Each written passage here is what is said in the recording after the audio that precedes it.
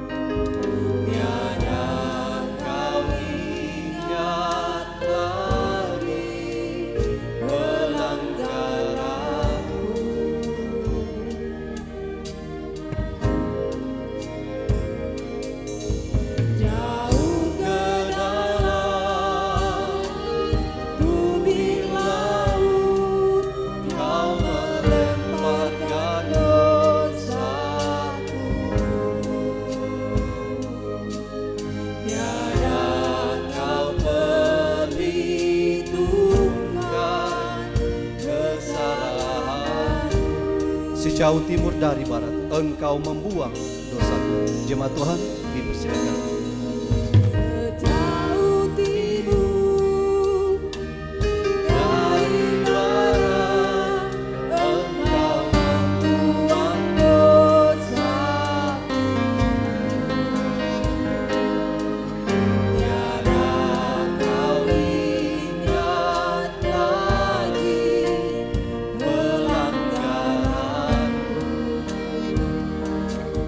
jauh ke dalam tubir laut. Jauh ke dalam tubir laut Kau melemparkan dosaku. Tiada kau perhitungkan kesalahanku. Betapa besar kasih pengorbanan Tuhan. Betapa besar kasih pengampunanmu Tuhan. Kau tak pandang indah hati yang hancur.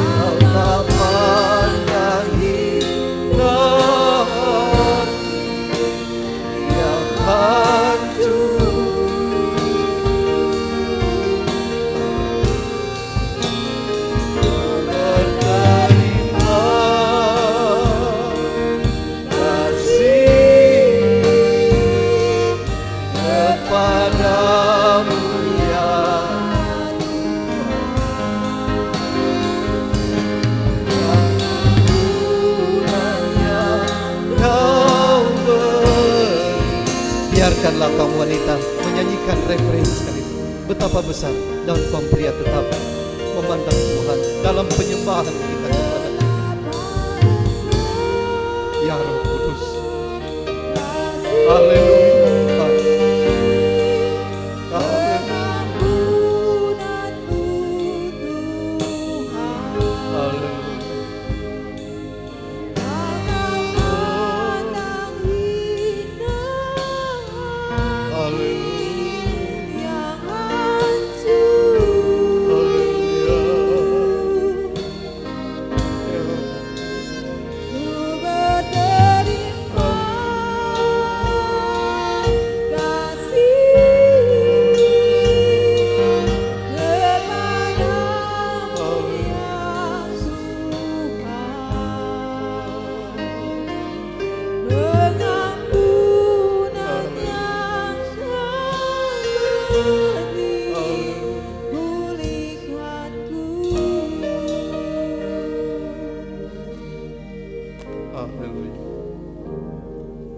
terima kasih banyak Tuhan untuk setiap pengampunan yang Kau beri dalam hidup kami Tuhan. Engkau tidak memandang seberapa banyak kami melakukan kesalahan di hadapan-Mu Tuhan. Bahkan secara pribadi kami, bahkan kehidupan kami sebagai imam-imam Tuhan, yang Engkau Tuhan masih mengasihi hidup kami. Engkau tidak melihat kehidupan kami, bahkan kesalahan kami Tuhan, yang banyak kami melakukan kesalahan di hadapan-Mu, banyak melawan firman-Mu Tuhan, bahkan banyak menyakiti hati Tuhan, banyak menyakiti hati kami sesama manusia. Untuk itu Tuhan, dengan segala pengampunan yang Kau beri dalam hidup kami, biarlah semakin hari hidup kami semakin diperdamaikan, dan biarlah kami tetap memandang pribadi Allah itu sendiri, memandang korban Kristus, memandang salib-Mu, memandang darah-Mu Tuhan yang suci, yang telah Tuhan membasuh hidup kami, segala dosa kami Tuhan. Maka daripada itu Tuhan, kami bersyukur, berterima kasih Tuhan, oleh karena kemurahan-Mu sepanjang hari ini, Engkau sudah berkarya dalam hidup kami. Engkau sudah memberkati dalam setiap aktivitas yang sudah kami lakukan di hari ini Tuhan. Dengan pertolongan-Mu Tuhan, dengan kuasa Roh Kudus yang sudah memimpin langkah kami, mulai dari rumah kami masing-masing, sehingga kami boleh ditibahkan di rumah-Mu ini Tuhan, dengan tidak kurang suatu apapun. Kami serahkan ibadah kami, mulai dari awal, pertengahan, sampai dengan berakhirnya. Biarlah kuasa Tuhan, otoritas Tuhan, dan biarlah kuasa Roh Kudus-Mu Tuhan melingkupi ruangan ini, melingkupi hati kami masing-masing Tuhan. Hamba sebagai pemimpin pujian Tuhan banyak ditandai dengan segala kekurangan. Hamba sadar juga Tuhan, hamba banyak menyakiti seluruh sidang jemaat di tempat ini Tuhan. Kalau bukan firman pengajaran yang menyucikan, yang menegur segala kekurangan hidup hamba Tuhan. Maka daripada itu Tuhan, hamba bersyukur Tuhan, Engkau Tuhan masih layakkan bagi kehidupan hamba untuk melayani pribadi Engkau Tuhan. Maka daripada itu Tuhan, hamba menyerahkan Tuhan semua tabisan pelayanan ini Tuhan hanya kepada Engkau. Pujian yang sudah hamba siapkan bersama dengan tim musik yang ada, bersama imam-imam yang lain yang terlibat langsung di dalam pelayanan kami saat ini, biarlah Engkau memberkati Tuhan, baik pemain musik, audio visual, sound system, singer, apapun yang terlibat langsung di dalam pelayanan kami saat ini. Mari Engkau Tuhan berkati, Engkau sucikan Tuhan, Engkau campur tangan Tuhan, pegang kendali pelayanan kami di saat ini, agar supaya apa yang kami lakukan dan kami kerjakan Tuhan dalam pelayanan kami ini Tuhan, biarlah kami dapat mempersembahkan yang terbaik hanya untuk kemuliaan nama-Mu Tuhan. Bahkan kami serahkan Tuhan Bapa Gembala kami yang boleh menjadi saluran berkat firman-Mu sebentar. Mari Engkau Tuhan curahkan hikmat-Mu Tuhan, biarlah dengan pemakaian kuasa-Mu Tuhan, Engkau Tuhan nyatakan Tuhan untuk mencurahkan Roh Kudus-Mu Tuhan di tempat ini, bahkan menyatakan setiap kekurangan, bahkan kebutuhan kami seluruh sidang jemaat-Mu di tempat ini. Dan biarlah firman-Mu Tuhan kami sanjung tinggi Tuhan. Terima kasih Bapa di sorga, hidup kami sepanjang hari ini banyak ditandai dengan segala kekurangan, baik dalam pandangan, pikiran, perbuatan, tindakan, perasaan, kata-kata kami Tuhan. Kami mohon ampun Tuhan, biarlah Engkau sucikan hidup kami. Tuhan tolong basuh hidup kami dengan darah anak domba Allah. Bapa di sorga, dalam kami mau bersekutu dengan Engkau, pribadi iblis pun Tuhan tidak pernah tinggal diam, mengganggu jalannya ibadah kami. Maka daripada itu Tuhan, kami bersatu hati, memanggil Nama yang berkuasa, mengikat dan menghancurkannya, yaitu hanya di dalam nama Tuhan kami Yesus Kristus, darah Yesus yang berkuasa untuk menghancurkan segala perbuatan iblis. Terima kasih Bapa di sorga, ini doa syukur sembahyang kami yang kami persembahkan dan alaskan hanya di dalam nama Tuhan kami Yesus Kristus. Kami serahkan Tuhan pelayanan ibadah kami di saat ini hanya di dalam nama Tuhan kami Yesus Kristus. Haleluya. Amin. Dipersilakan duduk kembali.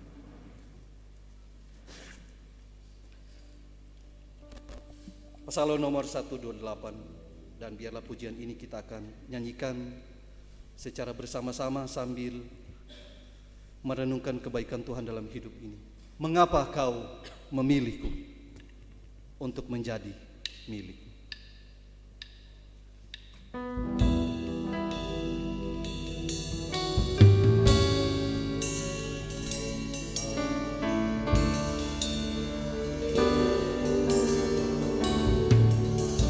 Mengapa kau memilihku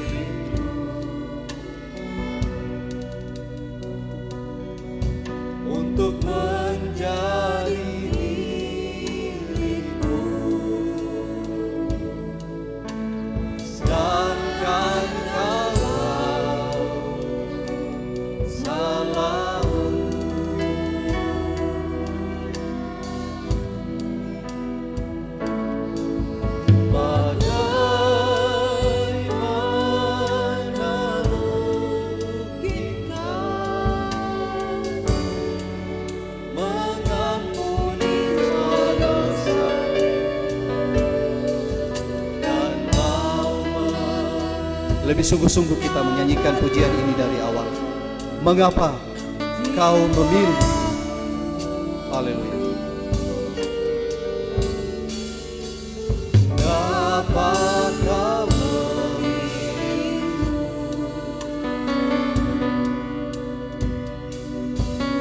untuk menjadi milikku, sedangkan kau tahu salahku.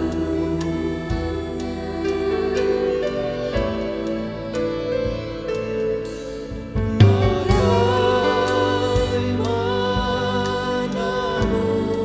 mungkin mengampuni semua dosaku dan kau menyelamatkan jiwa. Tuhan, tolong.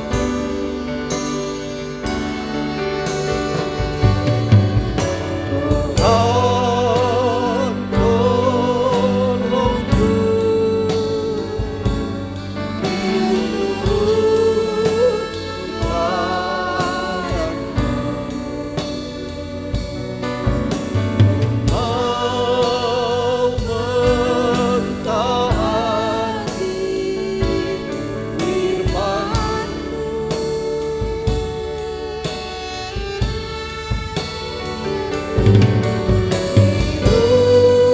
Hidupku sekarang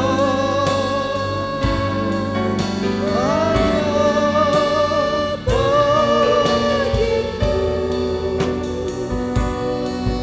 Berjalan serta-Mu yang baik. Tuhan, tolong. Tuhan, tolongku,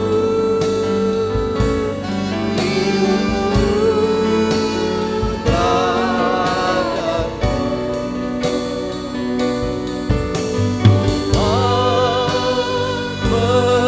Mentaati firman-Mu.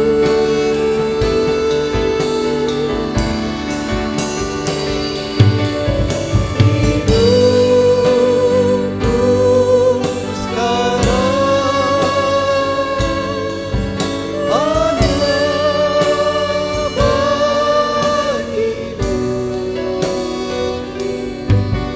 Berjalan serta-Mu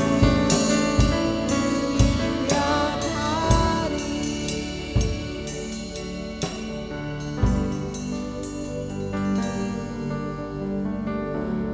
Kita akan lanjutkan pujian kita dalam nyanyian rohani bernomor 12. Sebab Dia hidup. Anak Allah, Yesus namanya, menyembuhkan, menyucikan, bahkan Dia telah mati tebus dosaku.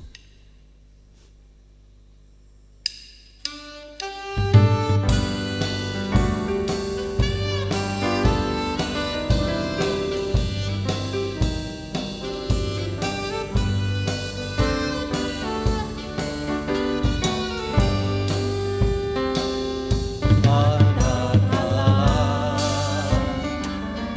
Yesus namanya, menyembuhkan, menyucikan,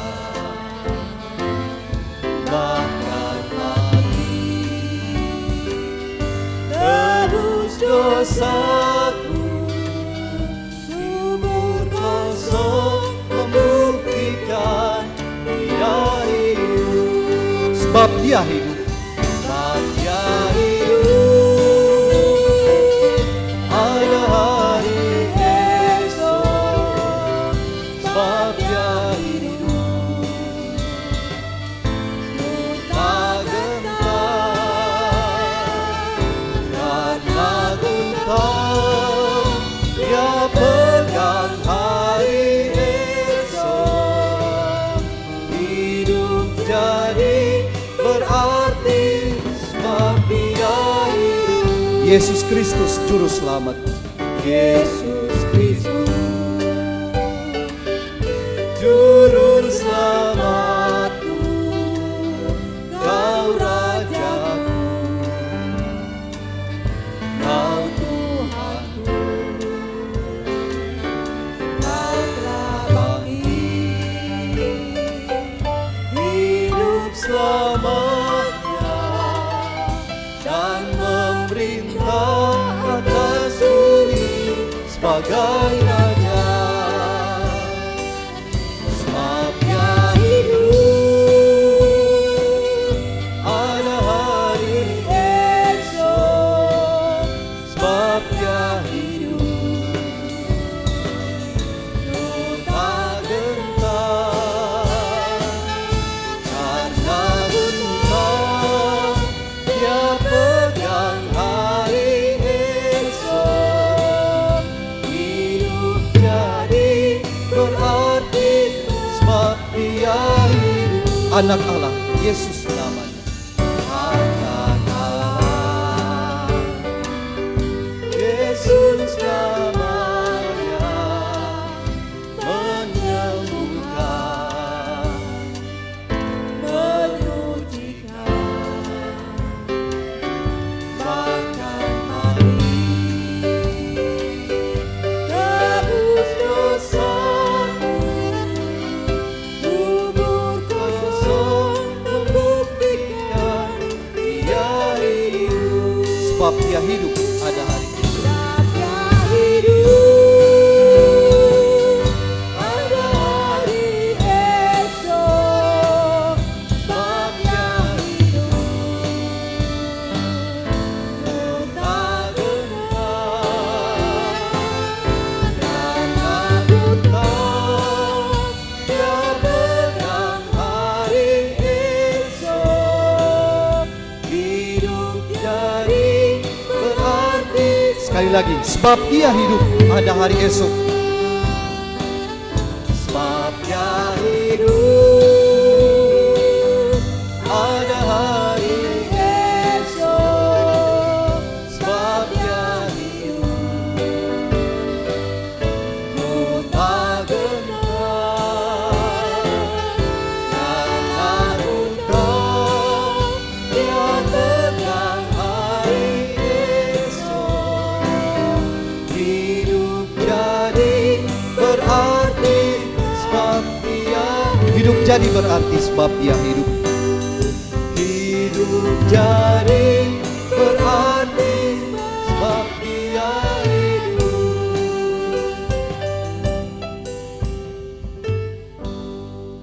Sama-sama kita lanjutkan pujian kita di saat ini. Pujian berkata, arti kehadiran. Jalanmu tak terselami oleh setiap hati kami.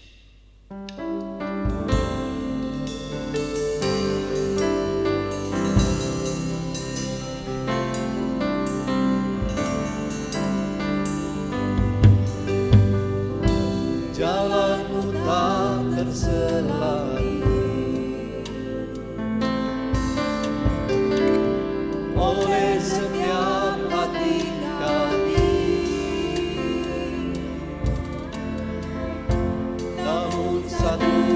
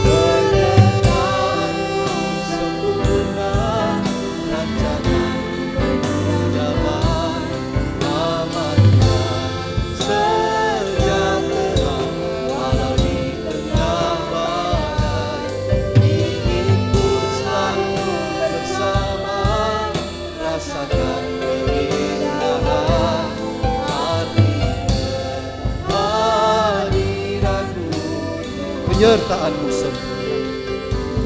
Penyertaan-Mu sempurna, rancangan damai, amanah, sejahtera, walau di tengah badai. Hidupku selalu bersama, rasakan keindahan hadirat-Mu Tuhan. Jalan-Mu tak tercela.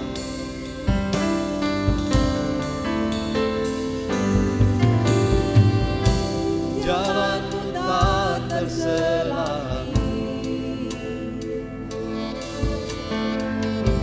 oleh setiap hati kami. Namun satu hal ku percaya, ada rencana yang indah, tiada terduga kasih-Mu,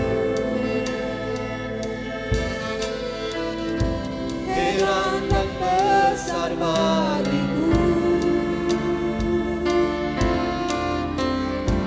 Hati kehadiran-Mu selalu nyata di dalam hidupku. Penyertaan-Mu sempurna, rancangan damai, amanah, sejahtera, walau di tengah badai. Hidupku selalu bersama, rasakan keindahan arti kehadiran-Mu Tuhan.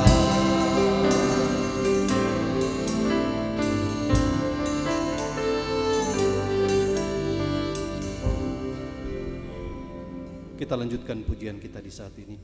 Dan pujian berkata, Kau penolongku, Kau penghiburku, Roh yang dijanjikan turun dari surga.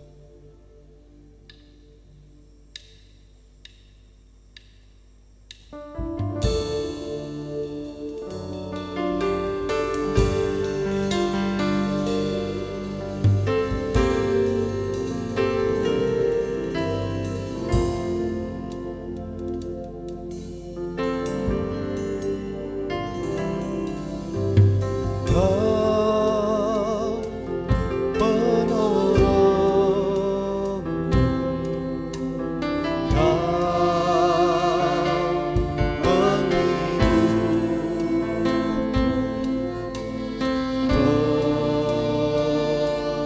yang dijanjikan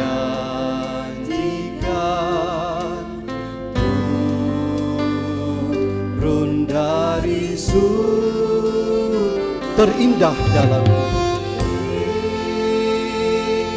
dan dalam termanis bagiku. termanis bagi tiada yang lebih besar dari kuasa-Mu Tuhan. Roh Kudus bukan hidup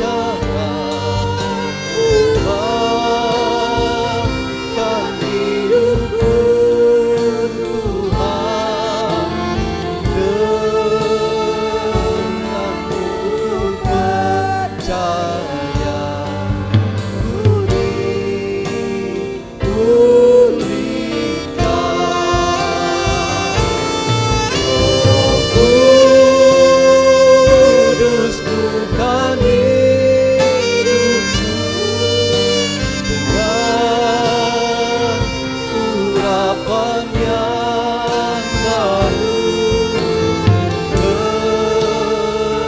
kekuatan tubuh baru. Pimpinlah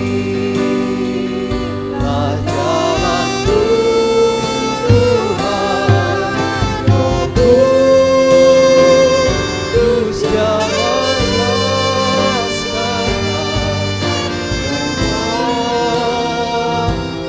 hidupku Tuhan, denganmu percaya pulih. Kau penolongku, Kau penghiburku. Jemaat Tuhan diundang semua berdiri. Kau penolongku,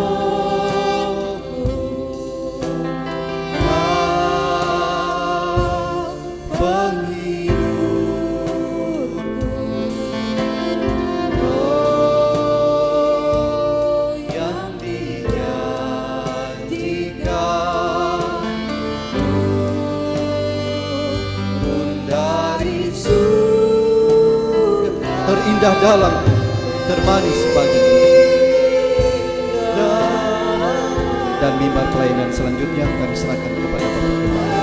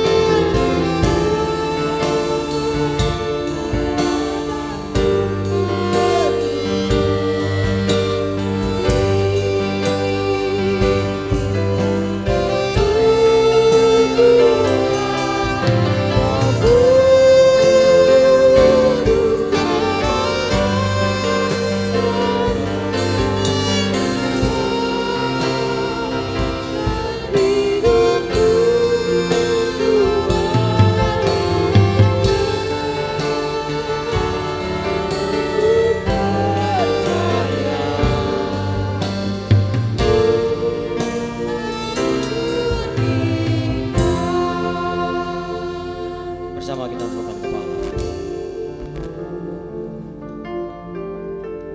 Haleluya. Haleluya. Terima kasih Tuhan. Terima kasih Bapa. Kalau Engkau masih tetap memelihara, menyertai dan melindungi kami, bahkan menyelamatkan kami sampai pada saat ini, memberikan kami kekuatan, kesehatan dan panjang umur, terutama kemauan untuk kami datang selalu disucikan sampai mencapai kesempurnaan. Terima kasih buat pujian yang sudah kami persembahkan. Engkau sempurnakan Tuhan supaya kami semakin hari memuji Engkau dengan segenap hati, dengan segenap kekuatan, bahkan dengan segenap akal yang Engkau anugerahkan, karuniakan buat kami. Sebelum kami sujud untuk menyembah Engkau, kami mau mendengarkan firman-Mu terlebih dahulu. Tuhan sucikan, Tuhan urapi panca indera kami. Biarlah Roh Kudus-Mu akan bekerja bagi kami, untuk kami boleh menyembah sesuai dengannya Engkau kehendaki. Demikian juga hamba menyerahkan diri, sucikan, perdamaikan, dan Engkau urapi Tuhan. Biar Engkau turut bekerja, kami boleh menikmati, merasakan persekutuan dengan Engkau. Terima kasih, berfirmanlah, kami siap untuk mendengarkannya. Dalam nama Tuhan Yesus Kristus. Haleluya. Amin. Silakan.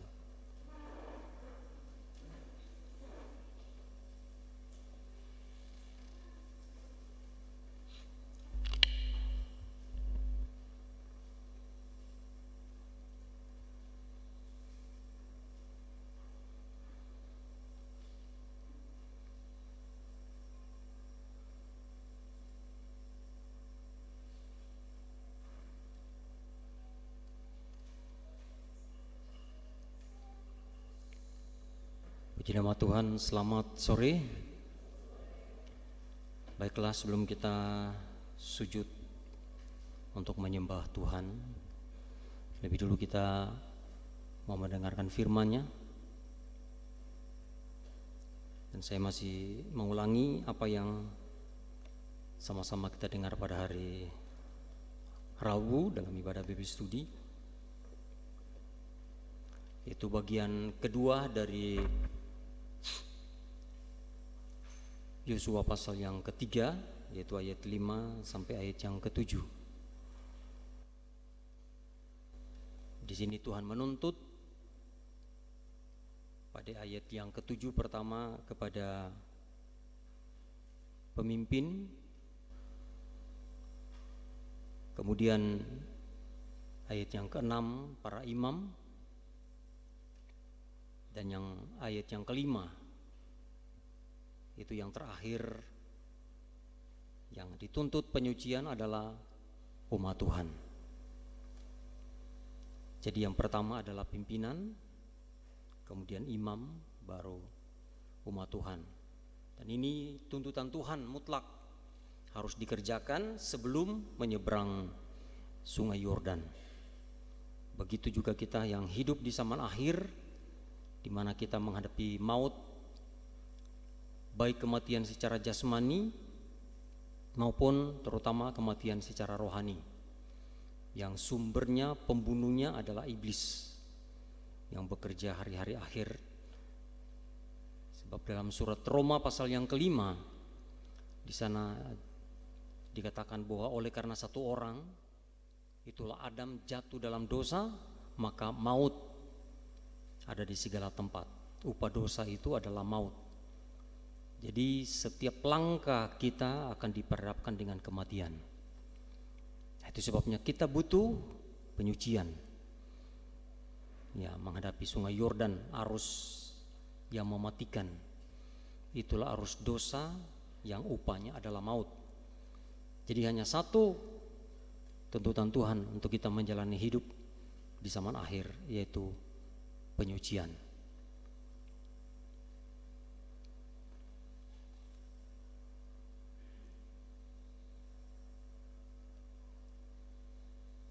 Saya mau bacakan yang mungkin belum sempat dibacakan ini pada hari Rabu dalam kitab Imamat pasal 20. Nah, ini khusus kepada para imam, termasuk pemimpin. Saya juga imam, ya. Imamat pasal 20 ayat 7 sampai 8.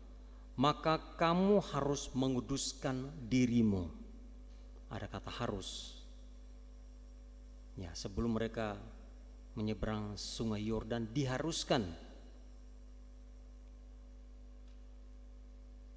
Ya, diharuskan. Kepada umat Tuhan diharuskan menyucikan diri.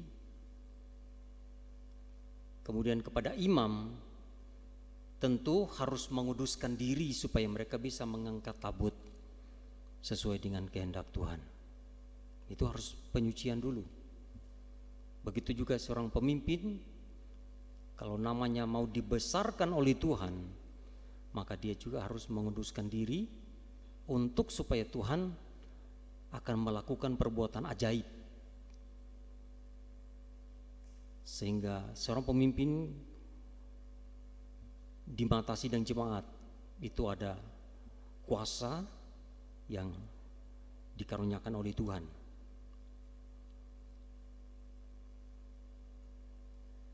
Maka kamu harus menguduskan dirimu dan kuduslah kamu, sebab akulah Tuhan Allahmu. Jadi bukan hanya menguduskan diri, ya, kamu harus menguduskan dirimu dan kuduslah kamu. Artinya apa? Harus menguduskan diri sampai benar-benar kudus. Amin. Firman sangat jelas. Artinya menguduskan diri itu tidak cukup 1-2 kali. Menguduskan diri itu harus berulang-ulang kali sampai benar-benar kudus.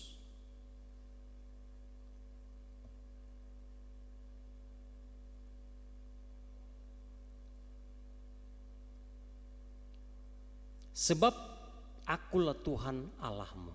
Untuk siapa kita hidup kudus? Untuk Allah. Allah meminta kita kudus, baik jemaat, imam maupun seorang pemimpin. Allah menuntut supaya kita kudus. Jadi tidak terkecuali. Dan ini sekali lagi sebelum menyeberang sungai Yordan, supaya kita bisa melewati pengalaman kematian itu. Karena kita akan berhadapan dengan musuh yang besar. Itulah Yerikho, yang memiliki tembok yang begitu kuat menghadapi Ai, ya, dan seterusnya. Dan yang terakhir yang akan kita hadapi adalah 7 bangsa yang menurut 10 pengintai yang diutus oleh Musa untuk mengintai keadaan Kanaan, ya, secara terperinci satu persatu diuraikan oleh Tuhan untuk diteliti. Jadi Tuhan menuntut Kanaan itu harus diteliti dengan cermat. Makanya diberikan waktu 40 hari supaya mereka bisa meneliti dengan seksama, dengan cermat semua, ya, orang-orangnya, tanahnya, keadaannya, semua itu harus diteliti dengan cermat. Untuk bisa memeriksa dunia ini, memeriksa Yerikho itu dunia, memeriksa Kanaan itu ada keadaan rohani gereja.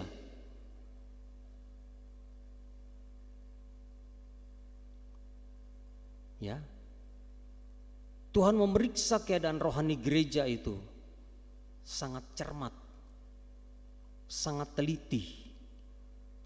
Itu sebabnya dikatakan dalam surat Ibrani pasal 4 ayat 12 dan 13, firman itu lebih tajam dari pedang bermata 2 manapun. Dia bisa memeriksa sampai ke hati, pikiran, sendi-sendi, sumsum. Begitu cermat, begitu teliti. Dan dikatakan kalau diperhadapkan dengan firman, tidak ada yang tersembunyi. Firman apa itu? Ya tentu pengajaran dalam 1 Timotius 3 ayat 16. Pengajaran itu bagaikan pedang yang bermata 2, lebih dari pedang bermata 2. Ya, tajamnya sama.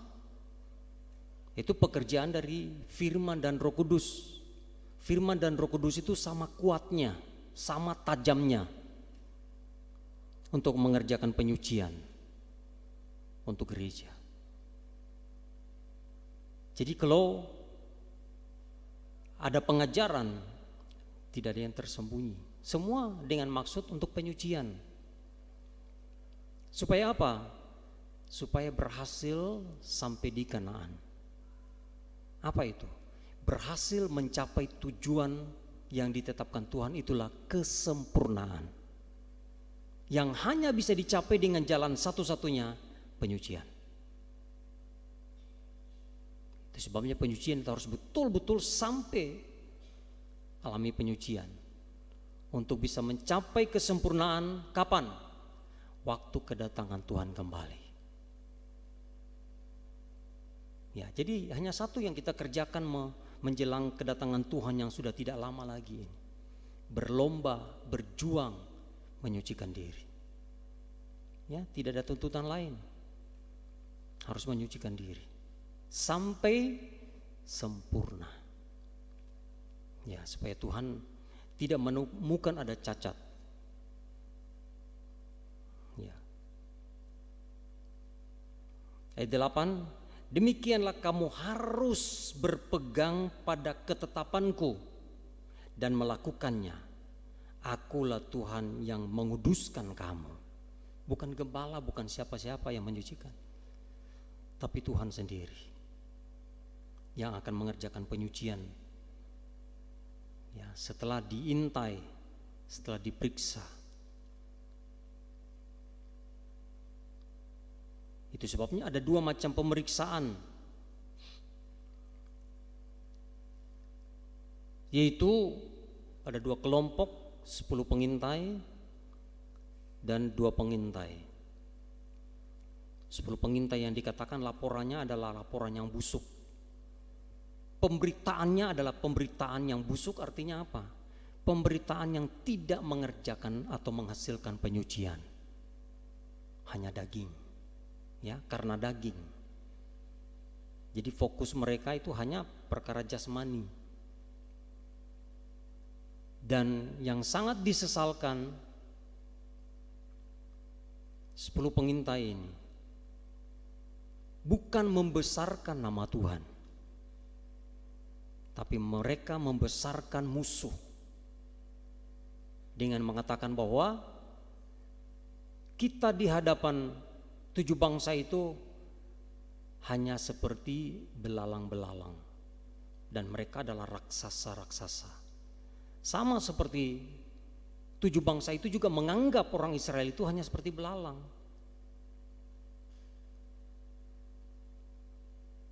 Seharusnya walaupun kita dikecilkan, kita harus percaya tidak ada yang lebih besar dari Allah yang kita percaya. Tidak ada yang lebih besar, lebih berkuasa dari Allah yang kita imani. Ini Tuhan tidak berkenan. Hanya membesarkan berkat-berkatnya dan membesarkan musuh. Tuhan tidak menginginkan gereja itu diperhadapkan dengan musuh, diperhadapkan dengan persoalan yang kita besar-besarkan. Persoalan itu jadi fokus, jadi sentral, bukan Allah yang bisa menyelesaikan semua. Dan itu terbukti ketika Petrus melihat Yesus berjalan di atas air. Ini juga tipe hamba Tuhan. Petrus itu murid gambaran hamba Tuhan, dan bukan tidak mungkin zaman akhir hamba Tuhan juga seperti itu. Dari awal dia sudah ragu. Namanya hamba Tuhan itu selalu harus memberikan kekuatan iman. Nah, kalau dia sendiri lemah, apa yang dia mau kerjakan?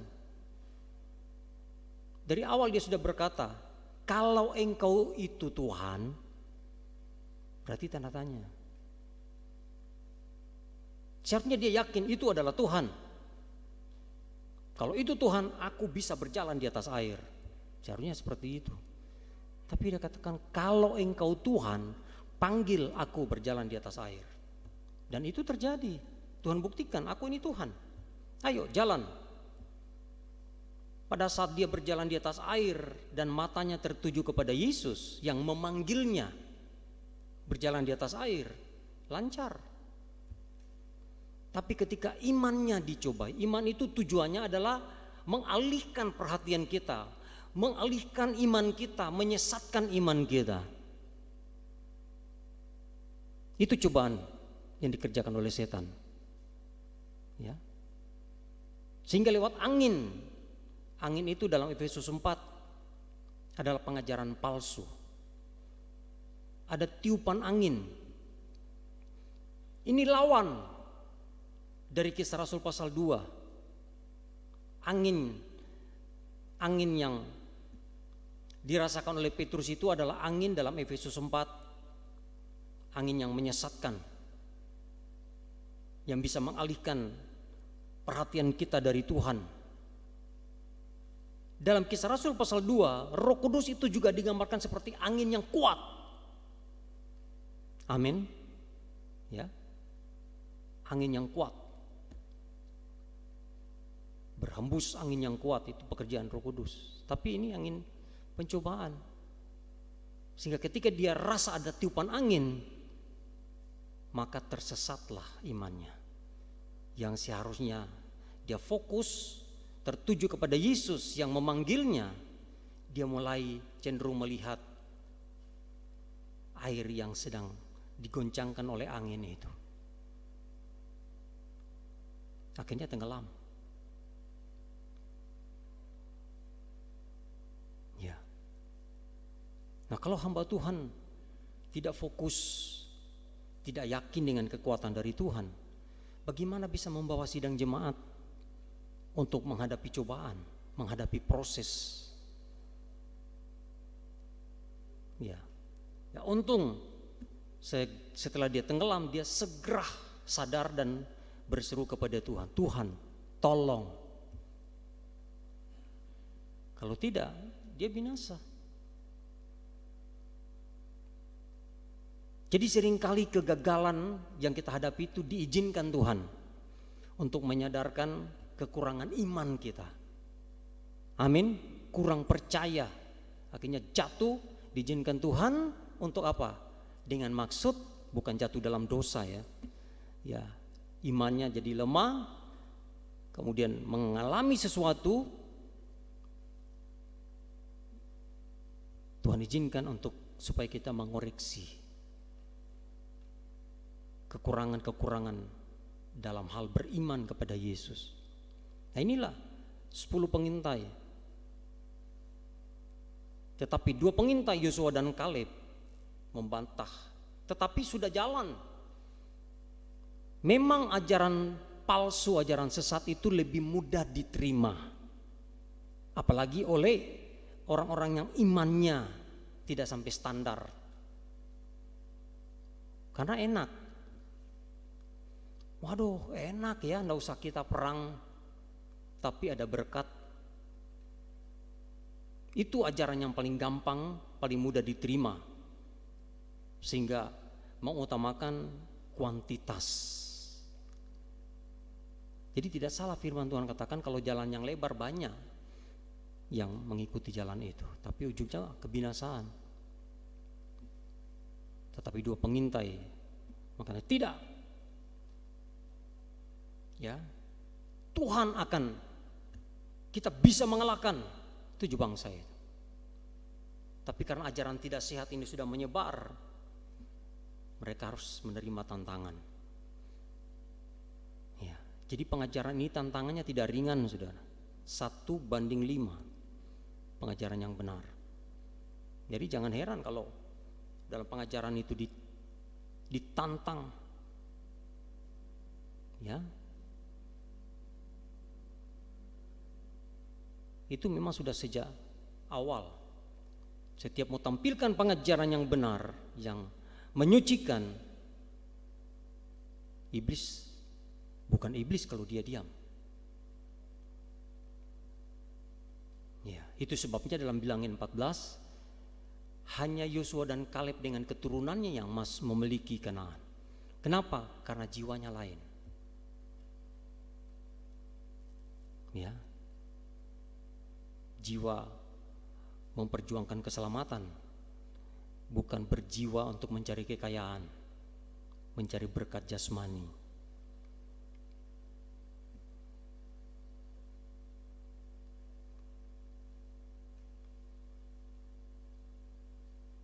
Jadi penyucian itu, Tuhan menuntut penyucian, Tuhan berikan sarananya. Jadi tidak perlu kita bingung bagaimana caranya supaya hidup kudus. Tuhan siapkan. Tolong dicatat ya di atas. Penyucian itu pertama lewat baptisan air, 1 Petrus 3 ayat 21. Catat ayatnya. Supaya kalau ada yang ketinggalan bisa lihat sebentar. Pertama 1 Petrus 3 ayat 21, penyucian lewat baptisan air. Yang kedua 1 Petrus 1 ayat 2. Tadi 1 Petrus 3 ayat 21, lewat baptisan air. Sekarang 1 Petrus 1 ayat 2, penyucian itu lewat pekerjaan Roh Kudus. Yang ketiga, Yohanes 15 ayat 3. Penyucian itu lewat perkataan firman Tuhan.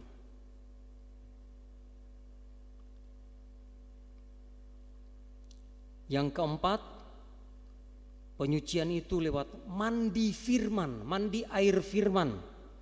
Efesus 5 ayat 26. Ya. Jadi mandi firman. Ya, tantangannya orang tidak suka dengar firman yang terlalu lama, terlalu keras. Itu tantangan. Ya. Tantangan bagi seorang hamba Tuhan. Namanya juga mandi. Butuh air yang banyak. Nah, itulah pengajaran. Orang kalau dikaruniakan pengajaran tidak akan pernah habis bahan. Kalau Tuhan menghendaki tidak akan selesai. Yang kelima,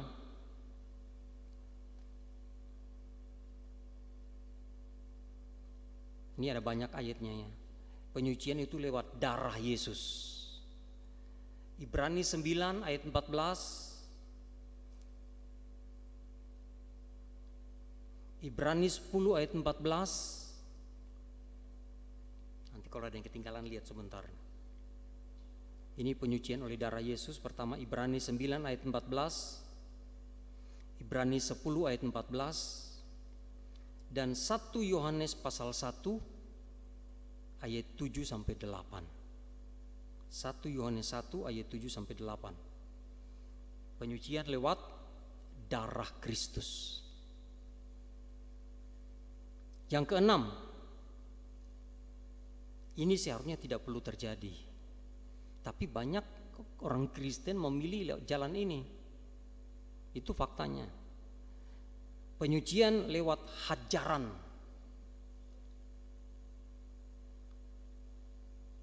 Ibrani 12 ayat 10. Dalam Wahyu 3 ayat 19, barang siapa kukasihi dia kutegur lewat firman dan kuhajar supaya bertobat, supaya mengalami penyucian. Ibrani 12 ayat 10. Penyucian lewat hajaran.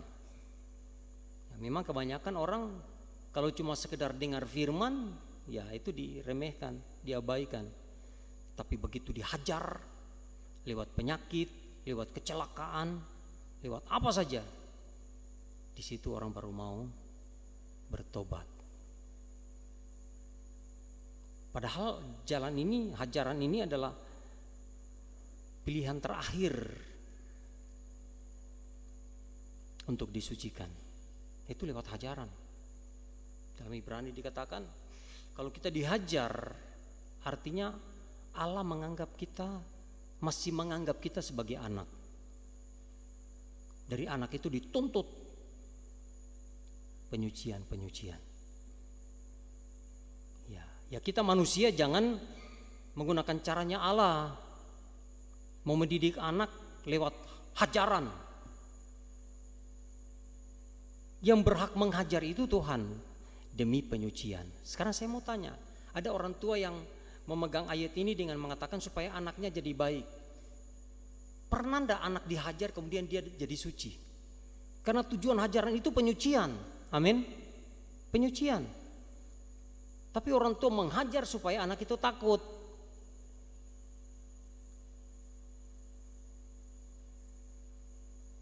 Kita sebagai bapak, sebagai orang tua menghajar anak itu sampai mati pun tidak akan alami penyucian.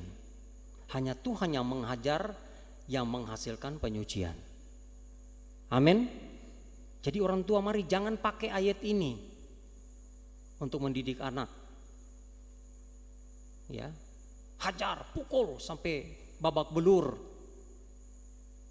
Pertanyaannya, apa anak itu bisa alami penyucian? Hanya Allah yang berhak menghajar, karena tujuan Allah menghajar itu adalah penyucian. Dan itu bisa berhasil.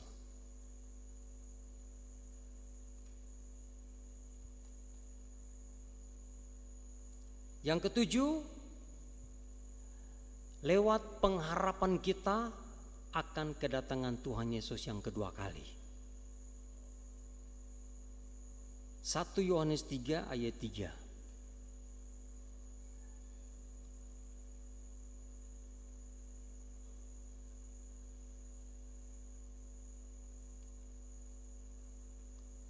Jadi kita sebagai umat Tuhan harus ada pengharapan. Tuhan, kalau boleh cepat kedatanganmu. Dalam kitab Wahyu, memang Tuhan Yesus mengajar murid-murid berdoa, salah satu adalah datanglah kerajaanmu. Ya. Yang ini banyak kali hanya di bibir. Dalam kitab Wahyu yang terakhir, orang-orang yang sudah siap, orang-orang yang sudah kudus, mereka berdoa. Waktu Tuhan katakan, aku datang segera, mereka yang siap menjawab, ya, datanglah. Nah, orang-orang Kristen berdoa, datanglah kerajaanmu. Pertanyaan, sudah siap? Jangankan dikuduskan, dibenarkan saja belum. Masih banyak musuh, banyak kebencian. Berani datanglah, berdoa, datanglah kerajaanmu. Hanya orang-orang yang siap menjawab itu. Dalam Wahyu 22, aku datang segera. Mereka menjawab, ya, datanglah. Nah, kalau kita mau jujur, aduh kalau boleh jangan dulu, kita masih punya utang di bank. Ya, kita masih belum melakukan perintah Tuhan. Mau kapan? Semakin kita menguduskan diri, kita semakin rindu Tuhan itu cepat datang. Amin. Tapi orang yang belum berani, masih menunda, kalau boleh jangan dulu datang, itu karena orang yang belum menyucikan diri. Tapi kalau orang sudah menyucikan diri, ya dia akan, kalau boleh, secepatnya. Kenapa? Matius 24 ayat 21. Ya. Dikatakan sekiranya waktunya, ayat 22. Ayat 22. Sekiranya waktunya tidak dipersingkat atau dipercepat, ini tentang kedatangan Tuhan, maka dari segala yang hidup tidak ada yang selamat. Makanya dalam surat Petrus, orang yang menyucikan diri itu mempercepat kedatangan Tuhan. Karena kalau gereja sudah suci, berarti Kristus segera menempatkan dirinya sebagai kepala. Matius 5 ayat 8, Matius 8 ayat 20, anak manusia belum ada tempat untuk meletakkan kepalanya, belum ada sarananya. Kenapa? Karena belum mencapai kekudusan yang diukur oleh Tuhan. Sekudus Tuhan, kuduslah kamu karena aku kudus. Nah, untuk mencapai kekudusan setingkat Tuhan, itu perlu berulang kali, berkali-kali. Amin.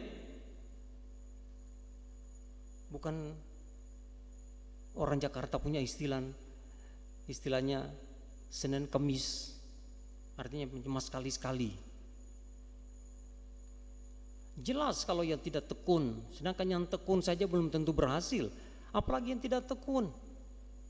Jelas dia harus berhadapan dengan antikris. Itu jalan keselamatan yang terakhir disediakan Tuhan. Kalau bertahan sampai kepala dipenggal, bisa. Tapi Tuhan tidak memberikan cara itu. Hanya penyucian lewat baptisan air, lewat Roh Kudus, lewat firman, ya, mandi firman, lewat pengharapan akan kedatangan Tuhan, ya, bahkan sampai lewat hajaran.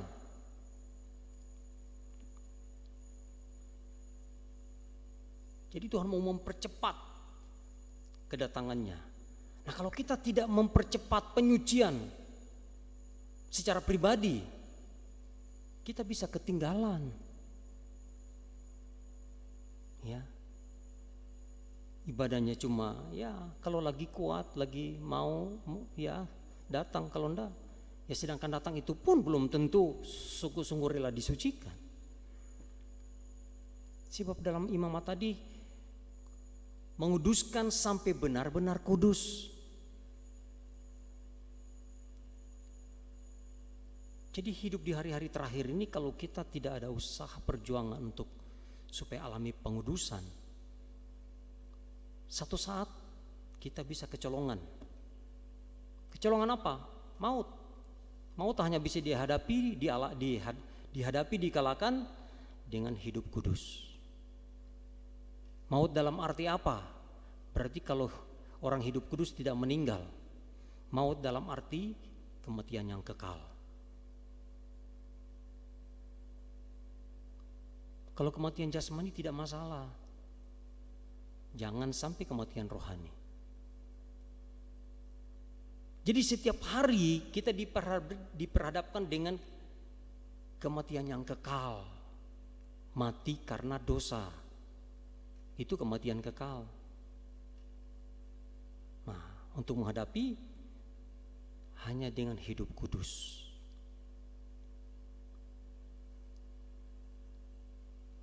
Disucikan itu artinya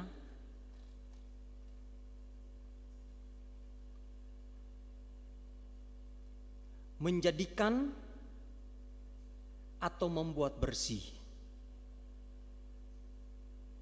Itu arti dikuduskan.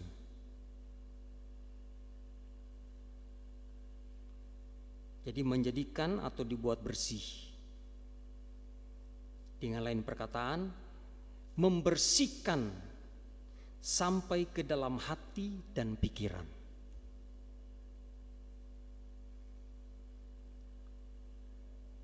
Itu benar-benar bersih, bukti benar-benar bersih. Seringkali kita sudah tidak berbuat dosa yang sama, tetapi dosa itu masih ada di hati, masih kita pikirkan. Berarti belum benar-benar suci. Amin. Jadi disucikan sampai benar-benar suci, maka dosa itu tidak ada di hati, tidak ada di pikiran. Karena apa? Karena sudah mengalami kelepasan. Kelepasan itu bukti bahwa dosa kita sudah diampuni atau sudah disucikan. Dosa diampuni itu artinya disucikan. Kalau belum disucikan ya belum diampuni. Kenapa? Karena masih ada di hati, masih ada di pikiran. Dan itu tidak mudah. Itu harus kita tekuni, bergumul. Ya. Jadi mau benar-benar kudus, mau benar-benar terlepas, itu perjuangan. Walaupun kita sudah tidak lakukan dosa yang sama. Kalau itu tidak alami kelepasan, satu waktu akan terjadi kembali. Ya. Karena begitu dosa kita hadapi, kita tidak punya kekuatan. Sehingga istilahnya tidak berbuat dosa itu bukan karena sudah terlepas, tapi karena tidak ada kesempatan. Selama masih ada di hati dan di pikiran, satu waktu ketika ada kesempatan itu akan terjadi. Ya. Kalau Tuhan menyucikan, mengampuni, kitab Mazmur katakan itu bagikan dia buang di tubir dan tidak akan diingat-ingat lagi. Dan itu akan kita rasa. Mengingatnya saja kita jijik. Ya, apalagi merenungkan. Ya. Itu arti disucikan. Itu pertama. Yang kedua, disucikan itu artinya menghapus. Dihapus. Tuhan katakan sekalipun dosamu merah seperti kermisi akan menjadi putih seperti salju, bersih.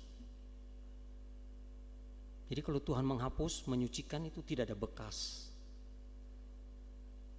Kalau diampuni itu ya bisa masih saja ada bekas. Tapi kalau disucikan, nanti baca ya dalam surat Yohanes, Kalau kita diampuni itu benar-benar dihapus oleh darah Yesus dalam 1 Yohanes. Tidak ada bekasnya. Namanya orang kalau pernah luka, kemudian luka itu masih ada bekas, berani luka lagi, lebih sakit. Jadi luka di bekas luka itu lebih parah dibanding dengan luka baru di tempat yang baru. Jadi kalau dosa pernah kita lakukan tapi tidak mengalami penyucian, kalau kita lakukan akan terjadi lebih hebat. Yang ketiga, mencuci atau dicuci. Ya, seperti tadi mandi air firman dalam Efesus 5 ayat 26. Yang keempat, disucikan itu artinya melepaskan dari yang tidak murni atau najis. Itu arti keempat dari disucikan.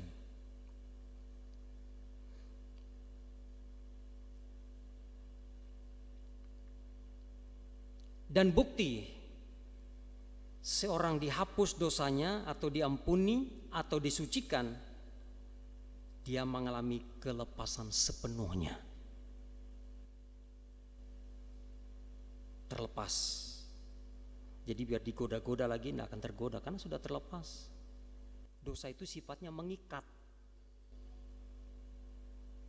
Jadi bukan hanya diampuni, harus disucikan, bahkan sampai dilepaskan. Itu dosa adalah rantainya setan yang mau membelenggu kita. Jadi kita tidak bisa main-main, tidak bisa remehkan namanya dosa itu. Jadi penyucian, pengampunan, kelepasan itu bukan cuma teori saja. Itu perjuangan, saudara. Bagikan kita mau diperhadapkan dengan sungai Yordan antara mati dengan hidup. Tapi kalau sudah alami penyucian, Yordan itu bisa menjadi tanah kering. Ya, hanya dengan hidup kudus. Kita baca dulu Kolose pasal 1. Mari, ayat 13 dan 14. Ia telah melepaskan kita dari kuasa kegelapan. Ya, itulah dosa. Terus? Dan memindahkan kita ke dalam kerajaan anak yang kekasih. Terus? Di dalam Dia kita memiliki penebusan kita, yaitu pengampunan dosa. Ya. Saya baca dalam terjemahan lama. Duduk. Maka ialah, itulah Tuhan ya, yang sudah melepaskan kita daripada kuasa gelap. Jadi dosa itu digambarkan seperti kegelapan. Orang berdosa itu digambarkan seperti orang yang hidup dalam kegelapan. Atau dalam surat Tesalonika 1 Tesalonika 5, orang-orang malam. Ya, orang yang mengalami penyucian, orang yang mengalami kelepasan itu disebut orang-orang siang. Yang memiliki iman, harap dan kasih. Ya, dalam 1 Tesalonika pasal 5. Orang-orang siang memiliki iman, pengharapan dan kasih.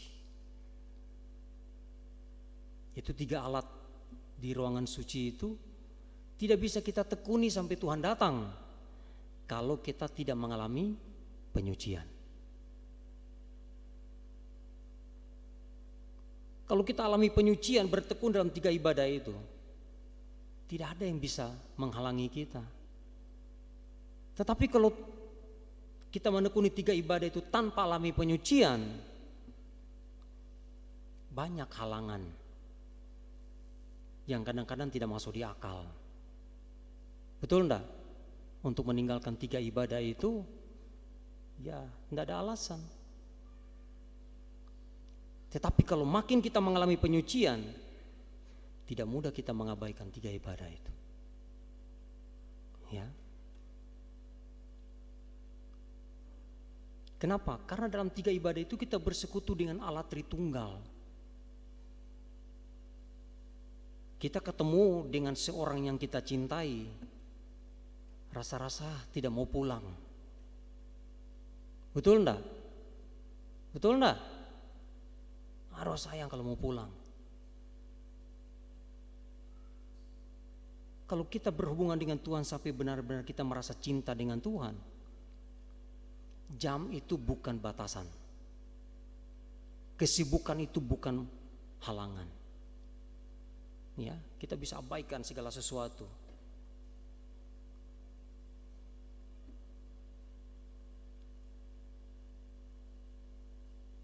Maka ialah yang sudah melepaskan kita daripada kuasa gelap dan memindahkan kita ke dalam kerajaan anaknya yang dikasihinya.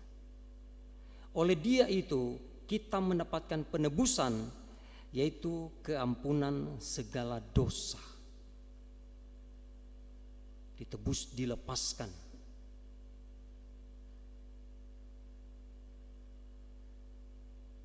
Kalau dalam terjemahan baru, ia telah melepaskan atau menebus atau mengampuni atau menyucikan. Dilepaskan. Jadi kelepasan itu, sehingga dosa itu tidak ada lagi di hati, tidak ada lagi di pikiran, itu bahwa kita benar-benar mendapat pengampunan. Jadi pengampunan itu identik dengan penyucian. Diampuni sama dengan disucikan. Kalau masih ada di pikiran, di hati, belum disucikan. Itu bisa terjadi kembali.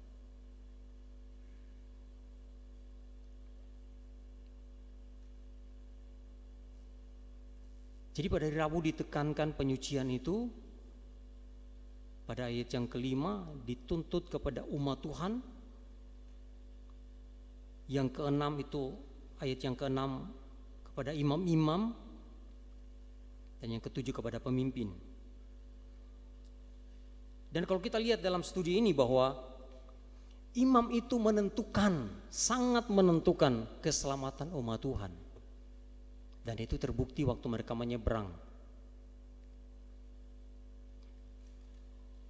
Kalau kaki iman tidak menginjak air sungai Yordan, air itu tidak kering.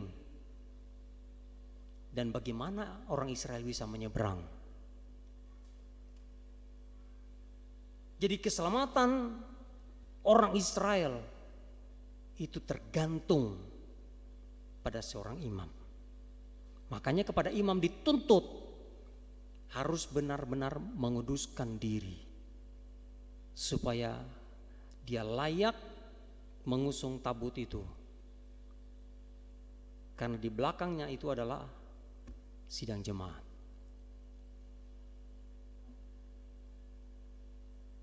Jadi sekali lagi keselamatan sidang jemaat itu tergantung imam-imam. Nah ini harus diterapkan oleh seorang pemimpin. Imam-imam itu ditekan, dididik untuk bertanggung jawab terhadap pelayanannya. Karena pelayanan itu pekerjaan yang kudus. Tidak boleh dicemarkan oleh kehidupan yang tidak mengalami penyucian. Orang yang tidak mengalami penyucian kalau mendekat dia akan mati. Mati rohani. Jadi pelayanan itu sekecil apapun tidak boleh diremehkan. Akan berhadapan dengan Tuhan. Ya, jadi kita bisa melihat bagaimana ketergantungan sidang jemaat itu dalam hal keselamatan pada imam-imam. Itu sebabnya ketika imam-imam pengusung tabut yang sudah menginjakkan kakinya dan kemudian jalan bagi Israel itu terbuka. Begitu semua sudah nyebrang, begitu imam-imam mengangkat kakinya dari air sungai Yordan, air itu kembali tertutup. Nah kalau imam-imam pengusung itu tidak sungguh-sungguh alami penyucian, air itu tidak akan terbelah. Baik imamnya, pemimpinnya, bahkan orang Israel atau sidang jemaat tidak ada yang bisa menyeberang. Kalau ada yang mau coba, bisa binasa. Jadi benar-benar keselamatan. Itu sebabnya Imam-imam itu istilahnya garda terdepan untuk keselamatan Israel, umat Tuhan. Itu sebabnya perlu penataran imam-imam itu. Ada syarat-syarat.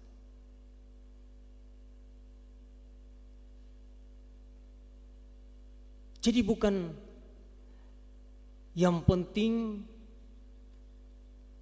anggota jemaatnya itu banyak. Buat apa jemaat banyak di belakang imam tapi tidak ada yang selamat? Kenapa? Karena imam-imamnya tidak benar. Bukan pengusung tabut yang dikehendaki Tuhan. Memang dalam Alkitab Yerobiam itu membuat tabernakel sendiri. Dia memilih petugas-petugasnya yang bukan imam, bukan orang Lewi. Kenapa dia kerjakan itu? Untuk menghalangi Israel supaya mereka ibadah tidak ke Yerusalem. Jadi banyak pengajaran yang sudah dikaburkan, walaupun mengatakan tabernakel, kabar mempelai, tapi sudah dikaburkan, sudah dikecilkan. Yang penting imamnya banyak. Apalagi sekarang zaman posting-postingan, live streaming, orang puji, waduh imamnya ratusan, pemain musiknya ratusan. Ini untuk pamer. Coba cek. Mungkin yang penting sudah dibaptis. Ya. Tidak perlu syarat lain. Supaya kelihatan lebat. Buat apa? Karena kalau imam-imamnya tidak benar, sidang jemaat itu tidak akan alami penyucian. Malah imam-imam itu menjadi penghalang untuk jemaat itu disucikan. Mari kita baca kitab Hosea pasal 4 ayat 6 sampai 10.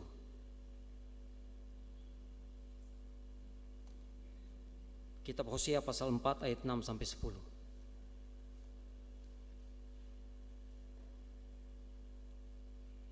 Apakah akan kulakukan kepadamu, hai Efraim? Apakah yang akan kulakukan kepadamu, hai Yehuda? Udah baca di mana ini? Hosea 4. Umatku binasa karena tidak mengenal Allah. Ya. Biar kita tahu siapa Tuhan kita, tapi kalau kita tidak kenal, kita bisa binasa. Umat Tuhan sidang jemaat bisa binasa. Siapa yang punya tugas memperkenalkan Allah kepada sidang jemaat? Siapa? Tugas siapa? Tugas imam-imam.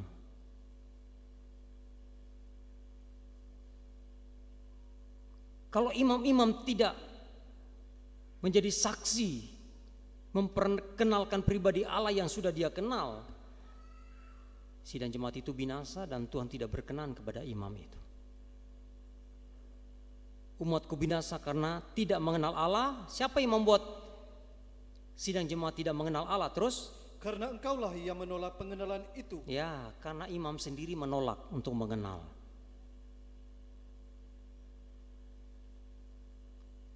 Kalau imam sendiri menolak untuk disucikan, bagaimana nasib sidang jemaat? Ditegur, merajuh, mundur.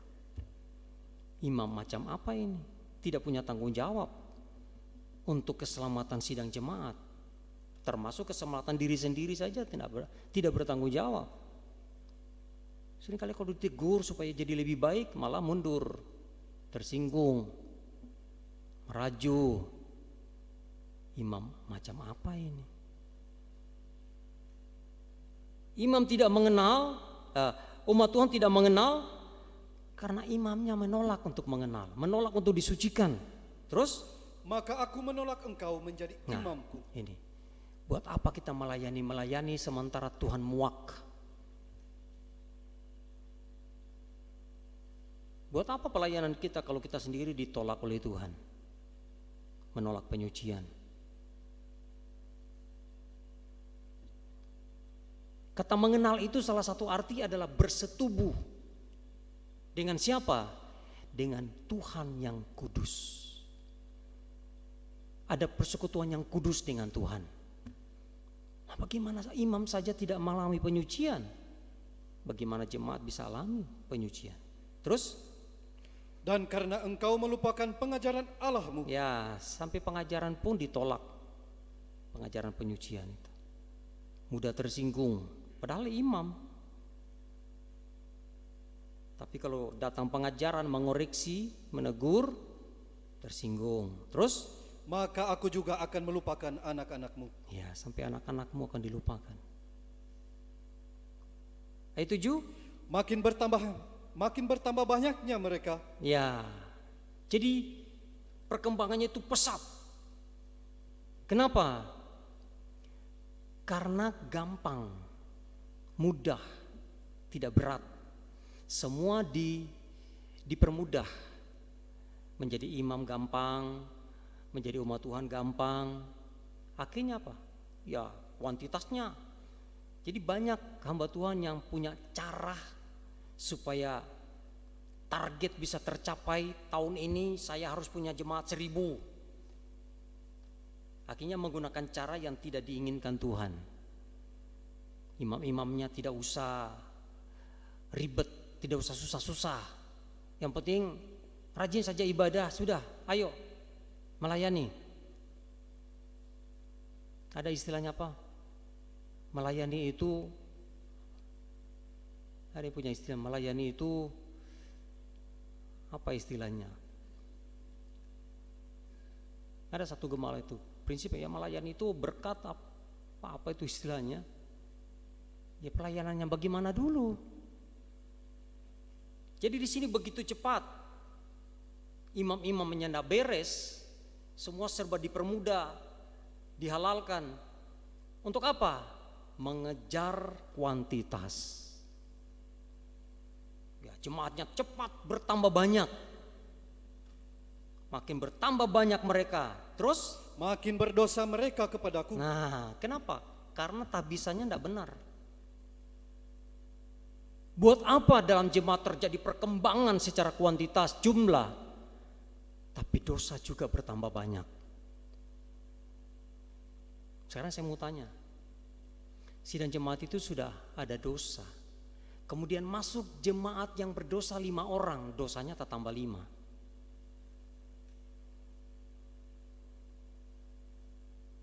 Apalagi kalau di dalam tidak alami penyucian. Jadi semakin banyak jemaat, semakin banyak dosa dalam jemaat itu. Karena apa? Karena tidak diterapkan penyucian. Kenapa tidak berani menerapkan pengajaran yang benar? Takut jemaatnya hilang, takut jemaatnya keluar. Nah, kalau jemaat banyak, uangnya kan juga pasti banyak. Nah, itu tujuannya.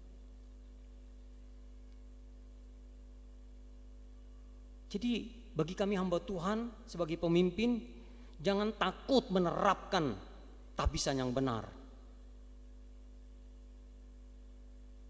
Ya, jangan takut jemaatnya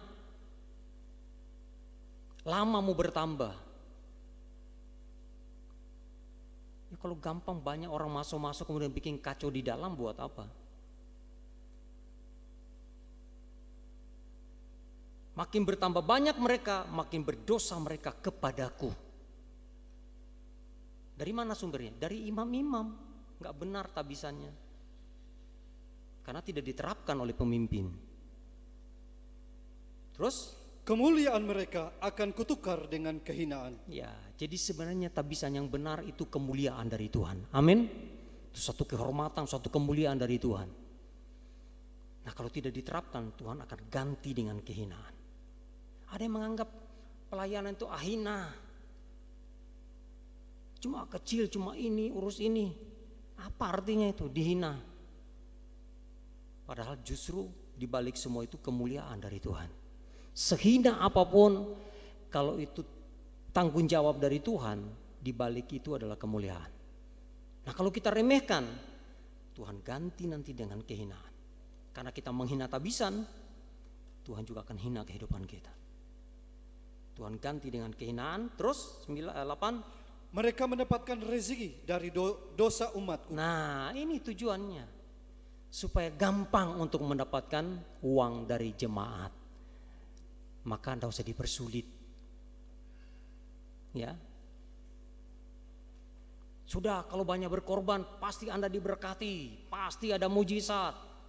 Gampang kan? Gampang cari duit. Jadi kalau hamba Tuhan tujuannya adalah kekayaan, dia tidak akan berani menerapkan penyucian. Kata firman-Nya, dan itu fakta zaman akhir. Makanya Rasul Paulus seringkali dia memberikan dirinya untuk dinilai oleh jemaat. Saya bukan hamba Tuhan sempurna, tapi saya rela dinilai oleh jemaat 30 tahun lebih. Apa tujuan saya di sini? Mencari uang, mencari untung? Anda tahu, Anda yang bisa menilai.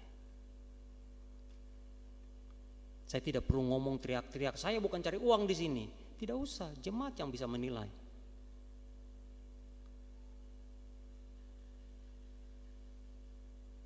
Ya jelas kalau jemaat mengalami penyucian, tidak sulit bagi mereka untuk berkorban. Tidak sulit bagi mereka untuk memperhatikan hamba Tuhan. Seperti Galatia 6 ayat 6. Kita memberikan segala sesuatu yang ada pada kita dengan mereka yang memberikan pengajaran. Dan ini otomatis kalau mereka mengalami penyucian.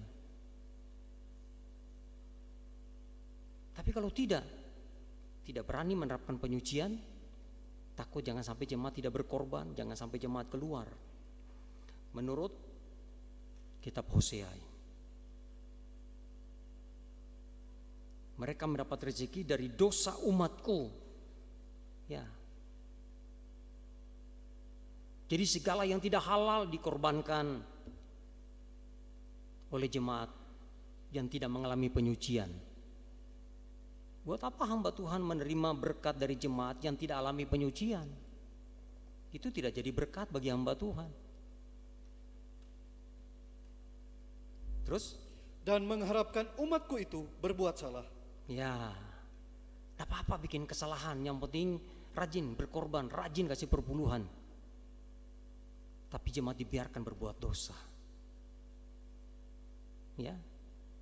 Jadi apa yang sedang terjadi di zaman akhir ini, Alkitab sudah mencatat itu. Amin. Alkitab sudah mencatat. Hamba Tuhan kalau tidak mengutamakan penyucian seperti yang dikehendaki Tuhan dalam jemaat, ya uang. Apalagi? Ini ada tujuan lain. Buat apa menerima uang dari jemaat hasil dosa? Dosa dibiarkan, biar berbuat dosa saja. Yang penting jangan lupa kasih berkat, kasih perpuluhan. Kalau jemaat mengalami penyucian, bukan lamanya dalam penggembalaan yang menentukan. Dia menghargai firman, mengalami penyucian, tidak sulit mengembalikan milik Tuhan. Jadi mengembalikan milik Tuhan itu juga salah satu bukti jemaat itu mengalami penyucian. Kalau tidak, biar 100 tahun dalam penggembalaan, nggak akan pernah mengembalikan milik Tuhan. Ada ya dari penggembalaan ini terbuka sampai hari ini, dari pertama menjadi jemaat sampai hari ini belum ada yang belum melakukan itu. Dan tidak boleh dipaksa karena memang dia tidak alami penyucian. Kalau alami penyucian, otomatis dia tahu apa yang menjadi haknya, apa yang menjadi haknya Tuhan. Jadi tidak perlu dipaksa, diancam apalagi. Kalau mengalami penyucian, otomatis yang diberikan oleh jemaat itu murni. Amin. Ya. Terus? Maka seperti nasib rakyat, demikianlah nasib imam. Nah, ini dibalik ya, kalau dalam terjemahan baru. Gimana tadi? Maka seperti nasib rakyat, demikianlah nasib imam. Nah, ini terbalik. Ini kalau diartikan imam-imam itu nasibnya tergantung jemaat. Ini terjemahan baru, ini sudah dibalik, saudara. Seharusnya nasib jemaat itu tergantung dari imam. Dalam terjemahan lama ya, saya bacakan. Kalau saudara punya terjemahan lama nanti buktikan sendiri dalam Hosea 4 ayat 9. Seperti imam, ya dalam terjemahan lama ini. Seperti imam, begitulah orang kebanyakan adanya. Siapa orang kebanyakan? Ya sidang jemaat, umat Tuhan. Kalau imam menolak penyucian, bagaimana jemaat menerima penyucian? Karena mereka tidak melihat bukti bagaimana sih orang yang disucikan. Kok imam-imam tidak ada yang disucikan, mau bicara penyucian? Tapi kalau mereka lihat imam-imam ada alami penyucian, oh ini bukti imam mengalami penyucian, maka saya juga harus mengalami penyucian. Seperti imam begitulah orang kebanyakan adanya. Sebab itu aku akan membalas sekedar jalan masing-masing dan sekedar perbuatan tiap-tiap mereka itu. Jadi imam akan mendapat balasan. Begitu juga sidang jemaat.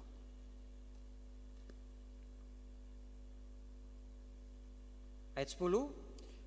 Mereka akan makan tetapi tidak menjadi kenyang. Ya. Jadi tidak akan pernah menemukan yang namanya kepuasan di dalam Tuhan. Kepuasan dalam nikah, dalam ibadah, dalam kehidupan kita tergantung mengalami penyucian atau tidak. Kenapa orang begitu gampang tinggalkan pengajaran, tinggalkan pengembalaan? Karena tidak pernah puas.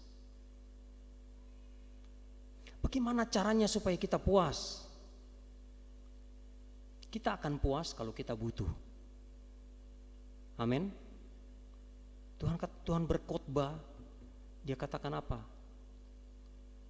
Berbahagialah hai kamu yang sekarang ini lapar akan kebenaran, karena kamu akan dipuaskan. Kalau tidak butuh bagaimana bisa puas? Jadi penyucian itu kebutuhan. Amin. Kalau tidak butuh tidak mungkin otomatis penyucian itu kita alami. Harus jadi kebutuhan setiap imam, setiap sidang jemaat. Makanya dari sekarang lewat firman ini belajar mau datang kepada Tuhan. Utamakan itu, Tuhan saya rindu disucikan. Amin. Karena kalau tidak buat apa semuanya akan sia-sia. Semua akan dibalas. Terus Mereka akan bersundal tetapi tidak menjadi banyak. ya. Terus Sebab mereka telah meninggalkan Tuhan untuk berpegang kepada sundal. ya. Itu lawannya penyucian. Tidak ada pilihan. Kalau kita tidak masuk dalam penyucian, kita akan masuk dalam gereja palsu lewat persundalan itu. Persundalan rohani sampai kepada persundalan. Jadi menolak penyucian itu juga sama, di mata Tuhan sama dengan persundalan secara rohani. Ya. Karena mengenal Tuhan itu bersetubuh dalam kesucian. Kalau tidak, ya dengan persundalan, itu gereja palsu. Mereka itu akan makan tetapi tiada sampai kenyang. Mereka itu akan berkendak tetapi tiada sampai puas nafsunya. Karena dengan sengaja juga mereka itu sudah meninggalkan Tuhan. Nah, dengan sengaja dan seterusnya sampai di situ. Jadi ini sangat jelas. Terakhir kita baca dalam kitab Maleakhi 2. Mari, ayat 7.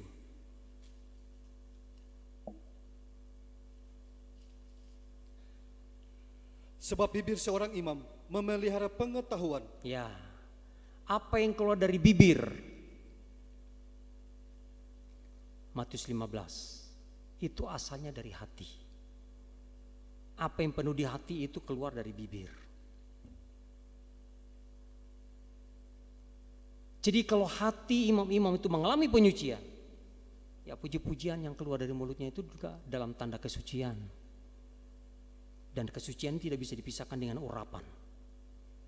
Sehingga pujian itu dalam pengurapan. Ya, bukan sebatas dihafalkan. Bayangkan kita nyanyi sudah salah-salah, kemudian tidak diurapi lagi, mau jadi apa itu pujian? Apalagi pujian kita ditonton oleh orang banyak. Saya pengen punya waktu akan putar rekaman khotbah puji-pujian terutama, supaya saudara lihat, saudara dengar. Kalau cuma di HP tidak terlalu jelas, tapi kalau masuk di speaker itu jelas. Musiknya enggak karuan. Sangkor nyanyi cuma mulutnya koar-koar gini, enggak ada suara. Jadi tolong imam-imam, pemain musik kerjasama dengan soundman harus peka. Ya, kalau sangkor yang paling menonjol menutupi semua, saksofon, keyboard, bass. Itu menutupi suara paduan suara, terlalu keras. Jadi untung aja ada teks. Jadi ketahuan, oh dia kuar-kuar ini ngomong ini sesuai dengan teks, tapi suara enggak keluar. Jadi di samping imam-imam juga suaranya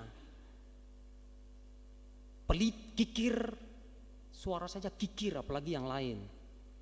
Puka yang keras, mau nyanyi saja hemat buat Tuhan, apalagi uang. Suara saja kok diperhitungkan, puka yang keras. Bukan musiknya yang keras, namanya paduan suara, bukan paduan musik, instrumen. Ini paduan suara, jadi suara yang harus lebih jelas dari musik, dari instrumennya. Ya, saya bagaimana caranya ya? Ya kalau tidak alami penyucian, biar saya kuar-kuar tak suar-suar, nggak akan berubah, tetap seperti itu. Ya, soundman yang harus perhatikan peka. Kalau sudah sangkor, atur. Yang musik yang saya sebutkan tadi kasih kecil volumenya supaya suara jelas. Namanya paduan. Harus peka ada supaya harmonisasi itu kelihatan, kedengaran. Nah, semua tergantung penyucian. Karena penyuciannya kita remehkan, ya hal-hal seperti itu juga kita remehkan. Yang penting bunyi, yang penting ini kita dilihat oleh orang banyak, didengar oleh orang banyak. Saya kalau dengar, aduh, ini bakal lawang keras ini musik. Terutama 3 ini, keyboard, bass, saksofon.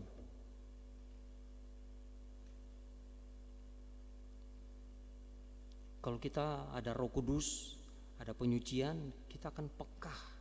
Jadi bisa dinikmati. Ya. Ini saya lakukan ini, katakan ini atau bicara ini tujuannya semua apa? Untuk supaya lebih maju, lebih maju, lebih maju. Kenapa? Tujuan kita adalah Kanaan. Itulah kesempurnaan yang bisa dicapai lewat penyucian, penyucian, penyucian. Tiap langkah penyucian, penyucian dan penyaringan, penyaringan, penyaringan. Ya semoga tidak ada yang undur karena tersinggung. Ya berarti tersingkir.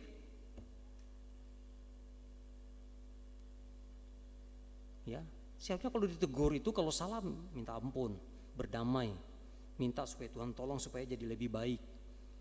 Ingat tujuan kita adalah kesempurnaan. Artinya setiap saat harus ada pembaharuan. Amin. Ya kalau cuma yang penting tampil, ya bukan di sini tempatnya. Di sini tempatnya apa saja semua yang kita kerjakan tujuannya adalah kesempurnaan. Dan satu-satunya jalan adalah penyucian. Yang tidak mau akan tersingkir, disaring. Ya. Jadi ini tanggung jawab seorang pemimpin, seorang hamba Tuhan. Ya, saya bacakan dalam terjemahan lama. Karena haruslah bibir imam itu memeliharakan pengetahuan, dan kepada lidahnya pun orang bertanyakan bunyi Taurat, karena ialah utusan Tuhan serwa sekalian alam. Ayat 8 silakan. Tetapi kamu ini menyimpan dari jalan, kamu membuat banyak orang tergelincir. Nah, bukan cuma jemaat, karena kita ditonton oleh orang banyak. Orang akan kritik, orang akan hakimi, bukan jadi berkat. Malah orang tersandung. Terus? Dengan pengajaranmu, kamu merusak perjanjian dengan Lewi, firman Tuhan semesta alam. Ya, sampai di situ. Jadi inilah Tuhan inginkan bagi kita, terutama imam-imam itu paling depan, karena di belakang kita adalah sidang jemaat. Ketergantungan sidang jemaat itu ada pada imam-imam, bibirnya. Kalau hatinya alami penyucian, tutur katanya juga pasti ada hubungan dengan kesucian. Ya, puji-pujiannya, orang mendengar itu bisa terjamah karena di hati ini sudah benar-benar alami penyucian. Tuhan memberkati. Mari kita datang menyembah